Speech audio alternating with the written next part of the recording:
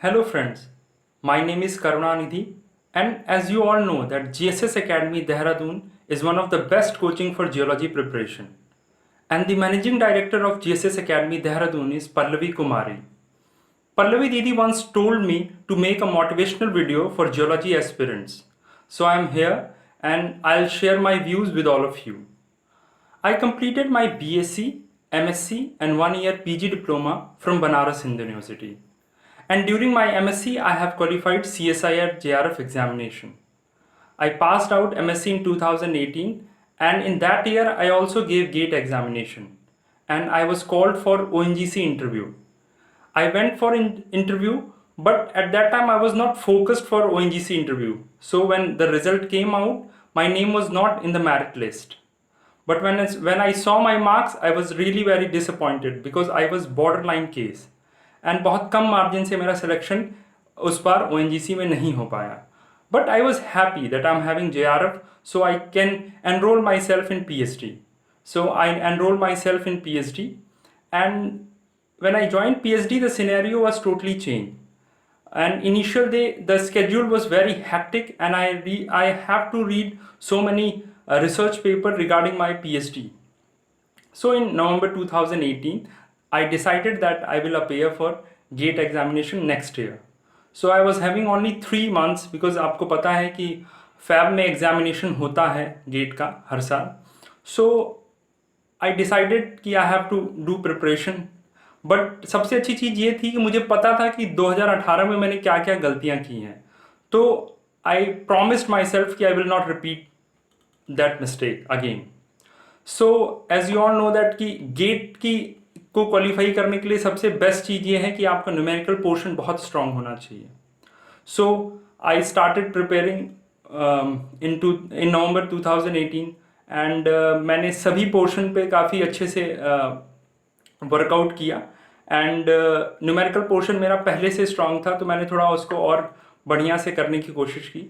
And when I appeared for GATE examination 2019, by grace of Lord Krishna, I achieved 13 All India rank and my rank in ONGC was 5th. And presently I am working in ONGC.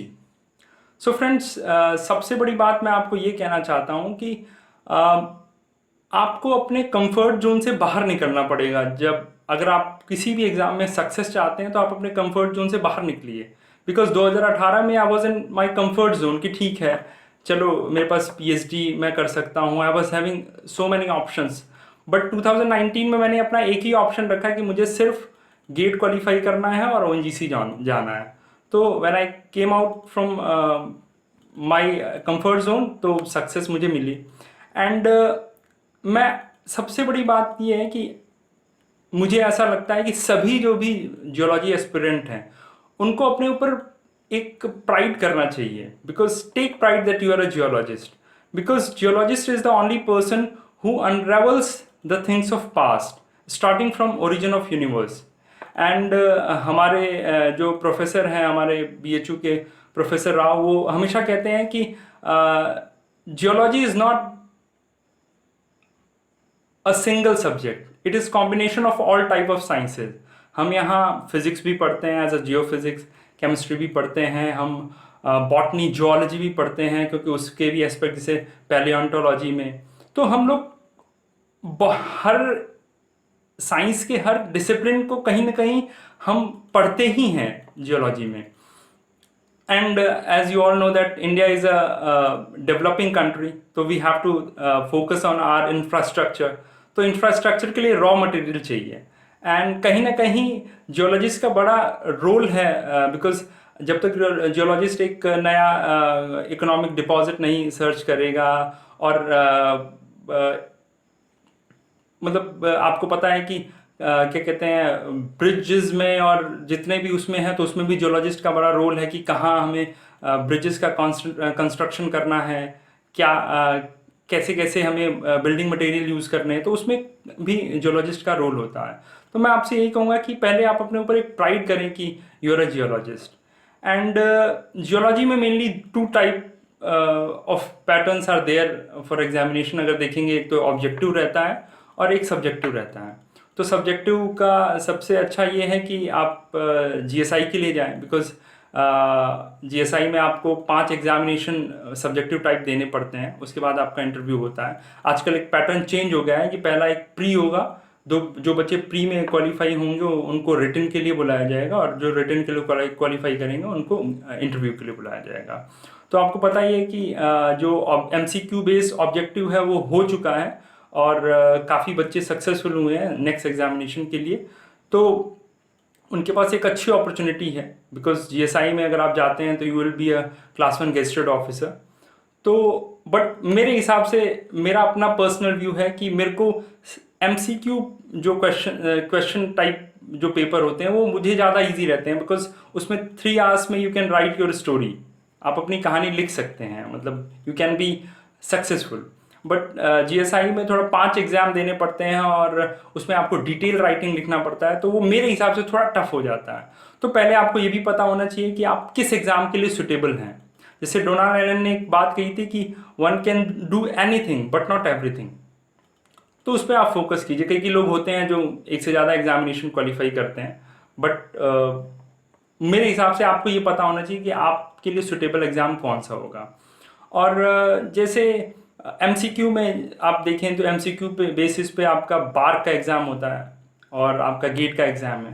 तो उसमें आपने exam दिया और आपका result आएगा तो you will be called for interview. तो जैसे अगर आपको ओएनजीसी जाना है तो उसमें मेनली 3 चीज़ों पे फोकस किया जाता है, जैसे पेट्रोलियम जियोलॉजी पे, स्ट्रक्चरल पे एंड सेडिमेंटोलॉजी पे।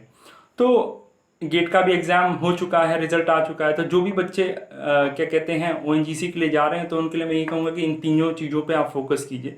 मैंने इन तीनों के लिए जो बुक यूज़ की थी, हकान फॉसिन मैंने यूज़ की थी स्ट्रक्चरल के लिए, बहुत अच्छी किताब है। और पेट्रोलियम के लिए मैंने आरसी शैली यूज़ की थी। और सेडिमेंटोलॉजी के लिए सबसे बेस्ट बुक जो है मेरे हिसाब से गैरी निकोल्स, मैंने उसको पढ़ा था। और आपको वेल लॉगिंग आरसी शैली में मिल जाएगा।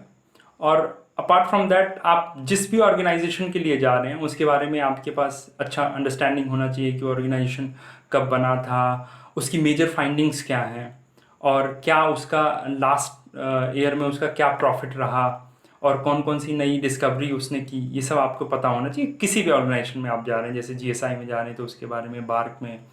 और जैसे दूसरा एग्ज़ाम इंटरव्यू एक होता है बार्क का, तो बार्क में आपका जो इंटरव्यू होता है वो एज़ कम्पेयर टू ओएनजीसी थोड़ा टफ इसलिए होता है because there you have to behave like a teacher. आपको जो इंटरव्यू पैनल होता है उसको बढ़िया से ब्लैक बोर्ड पर हर सारी चीज़ें समझानी पड़ती हैं, और उस पर they can ask you anything regarding geology, तो उसके लिए आप कर सकते हैं। और जीएसआई के लिए जैसा मैंने आपका कि सब्जेक्टिव पैटर्न है, तो यहाँ आपको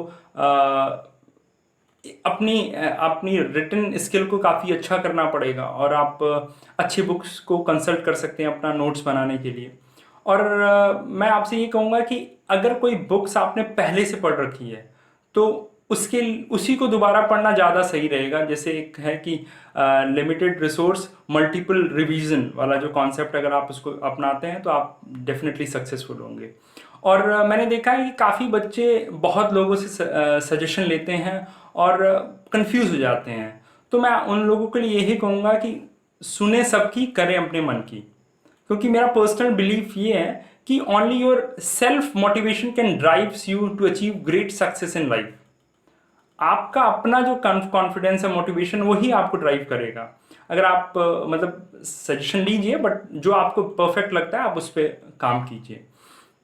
और जैसा कि आप लोगों को पता है कि आजकल जो कोविड के कारण एक एक नया नॉर्मल आया है। जैसे हम लोग जॉब करने वाले हैं तो हमारे लिए है work from home, but students के लिए भी एक नया नॉर्मल आया है कि स्टडी फ्रॉम होम। तो मैंने पल्लवी दीदी से बात भी की थी, तो उनसे मुझे पता चला कि उन्होंने काफ़ी नए ऑनलाइन कोर्सेज भी स्टार्ट किए हैं, तो आप उसमें अपने आप को एनरोल करा सकते हैं। और एक चीज़ हमेशा याद रखिए कि प्रैक्टिस मेक्स मैन परफेक्ट। तो आप जितनी प्रैक्टिस अपने आप से कर लेते हैं, मतलब जितना भी आप प्रैक्टिस घर पे कर लेते हैं या फिर कोई एग्ज़ाम सीरीज ज्वाइन करके कर लेते हैं, तो जितनी प्रैक्टिस करेंगे लास्ट मोमेंट पे जब आप एग्ज़ाम देने जाएंगे तो वहाँ सक्सेस मिलना बिल्कुल गारंटी है। बिकॉज आप अगर मेहनत कर रहे हैं तो डेफिनेटली सक्सेस आपको मिलेगी, और नहीं अगर कहीं किसी कारणवश नहीं मिल रही है तो कहीं ना कहीं आपकी अपनी कोई गलती है। तो सबसे बड़ी बात यह भी है कि आप अपनी गलती को बहुत जल्दी समझ जाएं कि आप क्या गलती कर रहे हैं, वो आपके लिए काफ़ी अच्छा रहेगा। और मैं अभी सभी जो भी जियोलॉजी की प्रिपरेशन में लगे हुए हैं बच्चे जॉब के, उसमें मैं उन सभी को ऑल द बेस्ट कहता हूँ। और इस कोविड के टाइम में आप अपना और अपनी फैमिली का ख्याल रखें। स्टे सेफ एंड मैं लास्ट में पल्लवी दीदी को थैंक्स कहता हूँ कि उन्होंने मुझे ये चांस दिया अपनी बात कहने का। Thank you.